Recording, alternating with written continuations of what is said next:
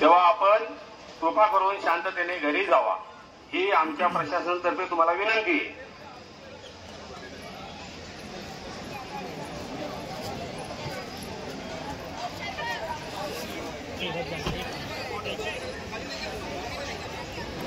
अशा गोष्टीसाठी जर तुम्ही काळजीपूर्वक आमची काळजी घेता पॅरेंट्स म्हणून, सगळ्यात पहिली गोष्ट मी सांगतो की शाळेचं आजपर्यंत माझी मुलगी ज्युनियर KG पासून या शाळेत शिकते, परंतु आतापर्यंत गेली 2 वर्ष झाले माझं बाळ या शाळेत शिकते, माझी दोन्ही मुलं शिकतात, परंतु आतापर्यंत कधीच ही तक्रार आली नाही. गेली 2 वर्ष झाले जेव्हापासून ही नवीन मॅनेजमेंट आली, फादर रुडी सारखा देवमाणूस होता, तेव्हापासून या शाळेला कधीच पोलीस पायरी सुद्धा चढली नाही. या शाळेची पोलिसांनी पायरी चढली नाही, कोणीच पायरी चढली नाही. इव्हन मी निस्वार्थपणे आजही सांगेल आणि उद्याही सांगेल, फादर रुडी त्यांच्या हातात दिलेली मॅनेजमेंट होती ती व्यवस्थित होती, चांगली होती. इव्हन शिक्षण पद्धत सुद्धा चांगली होती. आता जेव्हापासून मॅनेजमेंट बदलली, नवीन फादर जेव्हापासून आलेत, जेव्हापासून सिस्टर आल्यात, तेव्हापासून सगळं काळोख आहे. जेव्हा सुरुवातीला शाळेचे दिवस चांगले होते, ज्यावेळेस पॅरेंट्स होत्या, ज्या प्रश्न मला विचारायचा एकच, आज ज्या माझ्या मुलासारखी कित्येक मुलं आहेत तिथे, ज्यांनी आज सकाळपासून अभ्यास केलाय, रात्री अभ्यास केलाय, काय त्या विद्यार्थ्यांना पुन्हा अभ्यास करायची मानसिकता, पुन्हा त्या पॅरेंट्सचा मानसिक त्रास आहेच ना. काय तुम्ही ही एक्झाम करून देणार आहात का, सोडून देणार आहात का?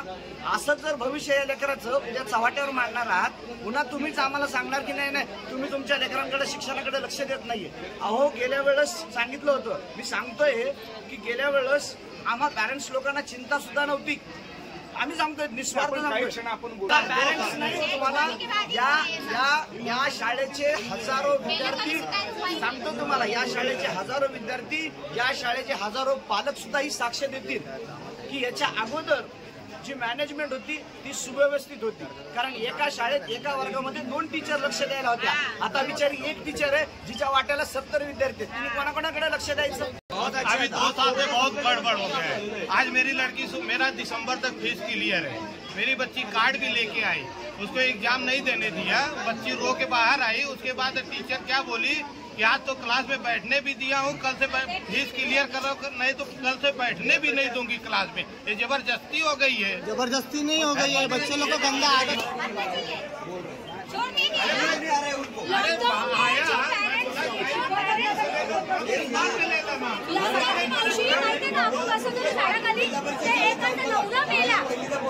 आणि त्याच्याकडून पूर्ण फीस काढून घेतली. किती रिक्वेस्ट केला, तिचा नवरा लॉकडाऊन कोरोनामध्ये मेला आणि पूर्ण फीस काढून घेतली.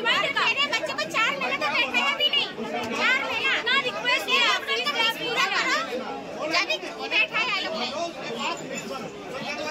आणि पोरं खेळणार, मस्ती करणार. तुम्ही त्याला पण एकदम स्ट्रिक्टली बोलताय, डायरेक्ट बोलताय तुम्हाला लीव नोट देणार, तुमच्या शाळेत ऍडमिशन करणार नाहीये, असे फोर्स करतायत पोरांना. एक नया रूल नया निकलता है इधर. बच्चों को पिछले साल की सूट पहनने को नहीं दे रहे, बोलते वो पहनने का नहीं, वो चलेगा नहीं. आणि स्वेटर कुठून नका, तुम्हाला ते मोस्टली स्कूल मधूनच स्वेटर घ्या म्हणून, असं जबरदस्ती आहे का सांगा मला?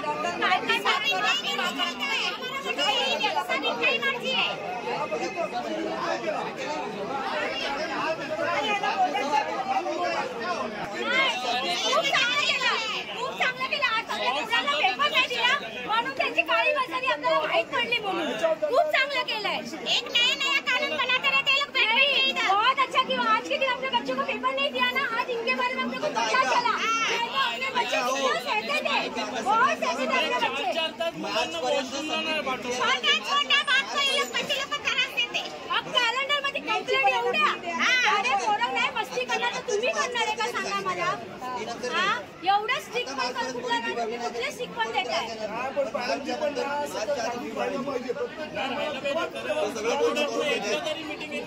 हाँ बोल. हमने अपना फीस पेड किया है, फिर भी हम लोग एग्जाम में बैठने नहीं दिया है. और ये सिस्टर रिपोर्टिंग बहुत झूठी है. सब टीचर्स लोग परेशान है और डंडी लगाए तो बोलते म्यूनसिपालिटी स्कूल में ही चले जाओ, और डायरेक्ट बोलते हैं कि स्कूल से निकल जाओ. स्कूल का वॉशरूम बहुत खराब है. तो हमारी एक ही बात है कि हमको ये प्रिंसिपल स्कूल में चाहिए. ओके, हाँ बोल. सिस्टरने मला सांगितलं 3-4 पिढी पासून ठेवलं पाहिजे. हे खूप म्हणजे खूप हे आणि टिकली लावली तरी बोलतात की म्युन्सिपल स्कूल आहे ते म्युन्सिपल. अरे बापरे. म्युन्सिपल स्कूल टिकली पण लावायची नाही. टिकली पण नाही, मेहंदी पण नाही. बाय मिस्टेकली आपण फंक्शनला जातो तर मेहंदी पण खातो, नेलपेंट पण नाही, नेलपेंट पण नाही, काहीच बोल. स्कूल में कभी भी लेट आए 50 रुपीज़ फाइन. लाइब्रेरी बुक घर पे भूल गए 50 रुपीज़ फाइन. कैलेंडर भूल गए 50 रुपीज़ फाइन. नेलपेंट लगाया 50 रुपीज़ फाइन. पास नहीं वॉशरूम में पहन के जाएंगे 50 रुपीज़ फाइन. हर एक चीज़ के लिए 50 रुपीज़ फाइन है. वॉशरूम इतना घटिया और गंदा है. सब टीचर्स लोग इस प्रिंसिपल अपोलिंग पाइस से बहुत परेशान है. जब से लॉकडाउन लगा तब से ये अपोलिंग पाइस टीचर यहाँ पर आए.